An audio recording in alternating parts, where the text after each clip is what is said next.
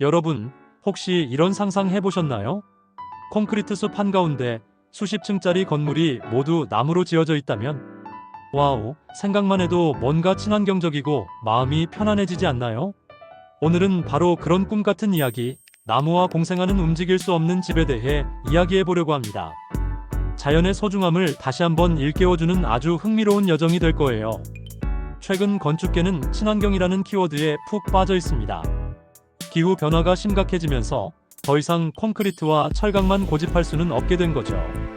특히 인류가 초래한 환경 문제에 대한 책임감이 커지면서 지속 가능한 건축이라는 개념이 전 세계적으로 중요한 화두로 떠오르고 있습니다. 그래서 가장 주목받는 것이 바로 나무 공생 주택입니다. 이게 그냥 시골에 있는 작은 나무 오두막집 이야기냐고요? 에이, 설마요. 요즘은 수십 층짜리 아파트도 나무로 지을 수 있다니까요. 정말 놀랍지 않나요? 상상만 해도 도시의 풍경이 훨씬 더 푸르고 생기 넘치게 변할 것 같지 않으세요? 사실 우리나라는 물론이고 전 세계적으로 나무를 활용한 건축에 대한 관심이 폭발적으로 늘고 있어요. 왜냐고요? 글쎄요. 나무는 건물을 짓는 과정에서 이산화탄소를 훨씬 적게 배출하고 심지어는 이산화탄소를 저장하는 역할까지 하거든요. 나무 한 그루가 성장하면서 대기 중에 이산화탄소를 흡수하고 산소를 내뿜는다는 건 다들 아시죠? 그런데 이 나무가 건축 재료로 사용되면 그 이산화탄소가 목재 속에 오랫동안 갇히게 되는 거예요. 말 그대로 지구온난화를 막는데 큰 역할을 하는 거죠. 똑똑한 나무죠. 게다가 목재의 뛰어난 단열 효과 덕분에 냉난방 에너지 소비를 최대 90%까지 줄일 수 있대요. 이건 뭐 환경보호는 기본이고 우리의 지갑, 사정까지 지켜주는 전기세 절약 효과까지 있으니 일석이조를 넘어 일석삼조 아니겠어요?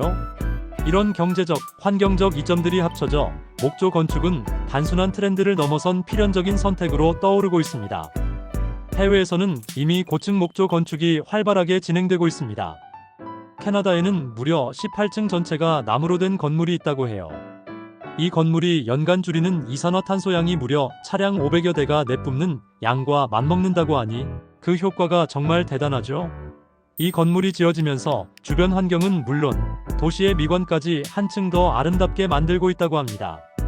오스트리아에는 24층짜리 세계 최고층 목조 건물도 있고요. 이 건물은 혁신적인 목재 가공 기술과 공법이 적용되어 안전성과 내구성까지 확보했다고 해요. 일본은 더 나아가 2041년까지 70층짜리 목조 건물을 짓겠다는 원대한 계획까지 세우고 있답니다. 이처럼 해외의 사례들은 목조 건축이 더 이상 저층 건물에만 국한되지 않는 미래, 도시의 중요한 대안임을 보여주고 있습니다. 이야, 정말 미래에서 온 도시 같지 않나요? 이러한 혁신적인 시도들은 전 세계 건축계에 신선한 충격을 주며 새로운 가능성을 제시하고 있습니다. 그렇다면 우리나라는 어떨까요? 물론 아직 해외만큼 고층 목조 건축이 보편화되지는 않았지만 희망적인 움직임들이 많이 보이고 있어요. 소규모 목조 주택은 꾸준히 늘고 있으며 많은 건축주들이 자연 친화적인 삶을 위해 목조 주택을 선택하고 있죠. 그리고 무엇보다 중요한 건 고층 목조 건축 기술 개발에도 엄청난 노력을 기울이고 있다는 점입니다. 건축가들은 국산 나무, 특히 우수한 강도와 아름다운 무늬를 지닌 낙엽송을 활용해서 친환경 주택을 짓는 실험적인 시도를 계속하고 있어요.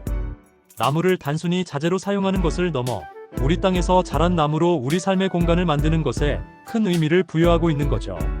GLTGL UED 레모네이터드 팀버나 CLT-시라스 레모네이터드 팀버 같은 새로운 공법들이 도입되면서 목재를 더욱 견고하고 안정적으로 사용할 수 있게 되었고, 이는 우리나라에서도 고층 목조 건물이 탄생할 날이 머지않았다는 희망을 주고 있답니다. 이러한 기술 개발은 단순히 건물을 짓는 것을 넘어 국내 임업 활성화에도 긍정적인 영향을 미칠 것으로 기대됩니다. 이런 나무 공생 주택의 디자인을 보면 정말 자연과의 조화를 최우선으로 생각한다는 걸 한눈에 알 수 있어요. 단순히 나무만 사용하는 게 아니라 집이 남한강이나 잣나무 숲처럼 자연 환경이 좋은 곳에 자리 잡도록 설계하죠. 이는 집과 주변 환경이 서로를 보완하며 하나의 풍경을 이루도록 하는 건축 철학이 담겨 있기 때문입니다. 그리고 재료도 인공적인 것보다는 나무 본연의 자연스러운 모습을 살리려고 노력해요. 시간이 지남에 따라 나무의 색이 변하고 질감이 깊어지는 것조차 디자인의 일부로 받아들이는 거죠. 심지어 외부 마감재도 주변에서 흔히 볼 수 있는 저렴한 재료를 사용해서 집이 동네 풍경과 자연스럽게 어우러지도록 한답니다. 굳이 값비싼 재료를 고집하기보다 주변의 자연을 닮은 소박함 속에서 진정한 아름다움을 찾아내는 거죠. 어때요? 정말 따뜻하고 친근한 느낌이 들지 않나요? 이러한 디자인 접근은 거주자에게 심리적인 안정감과 자연에 대한 경외심을 동시에 선사합니다. 내부 공간도 허투루 만들지 않아요. 가족 구성원들의 사적인 공간은 충분히 존중하면서도 가족들이 함께 모여 소통하고 교감할 수 있는 공용 공간을 유기적으로 연결하죠.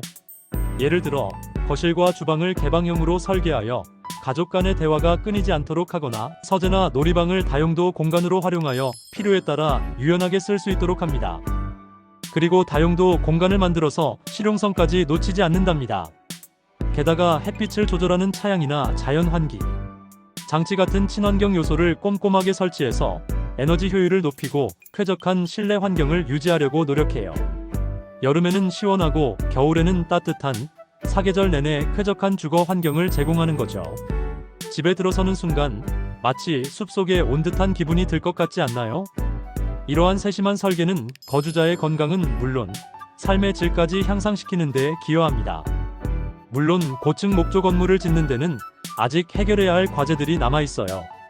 특히 고층 건물에 적합한 내화성 및 내진성을 확보하는 자재 개발과 기술 혁신이 무엇보다 중요하죠. 그리고 무엇보다 목조 건축에 대한 사람들의 인식 개선과 함께 건축법규나 인허가 과정에서의 복잡하고 까다로운 문제들도 해결해야 할 부분들이 많답니다. 현재의 법규가 콘크리트나 철근을 기반으로 하고 있기 때문에 목조 건축에 대한 유연한 접근이 필요한 것이죠. 하지만 희망적인 소식도 있어요.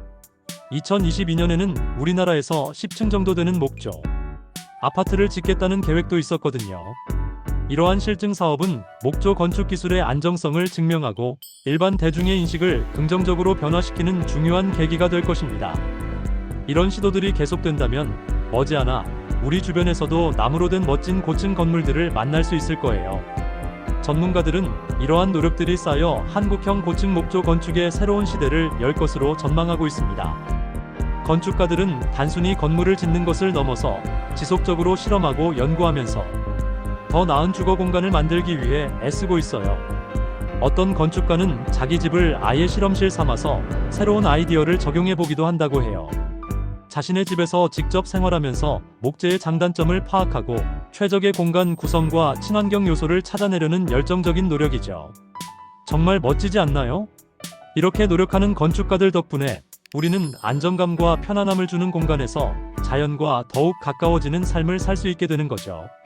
그들의 창의적인 시도와 끝없는 연구는 우리의 주거 문화를 한 단계 더 발전시키고 있습니다. 재미있는 디자인 아이디어들도 많아요. 예를 들어 어떤 집은 4,000개가 넘는 나무 조각으로 천장을 받치는 새 그루의 나무 기둥을 만들어서 마치 숲속에 있는 듯한 느낌을 준대요. 이는 단순한 건축물을 넘어 예술 작품처럼 느껴지죠. 또 다른 곳은 절의 처마 장식 같은 우리나라 전통 건축 요소를 현대적인 디자인과 접목시켜 독특하고 아름다운 공간을 연출하기도 하고요. 한국적인 미를 살리면서도 실용성을 놓치지 않는 지혜가 엿보입니다. 심지어 벽을 수납장으로 활용해서 공간 효율성을 극대화하는 아이디어도 있다고 하니 정말 똑똑하고 기발하죠. 이러한 개성 넘치는 디자인들은 나무 공생주택이 얼마나 다양한 형태로 진화할 수 있는지를 보여줍니다. 각자의 취향과 삶의 방식에 맞춰 자신만의 특별한 나무집을 꿈꿀 수 있다는 것이죠. 어떠세요?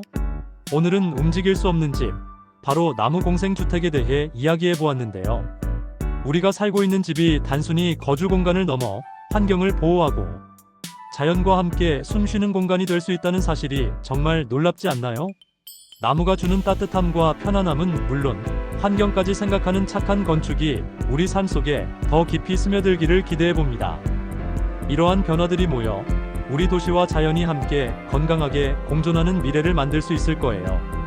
여러분도 주변의 자연에 좀 더 관심을 가지고 자연의 소중함을 다시 한번 생각해보는 계기가 되었으면 좋겠습니다.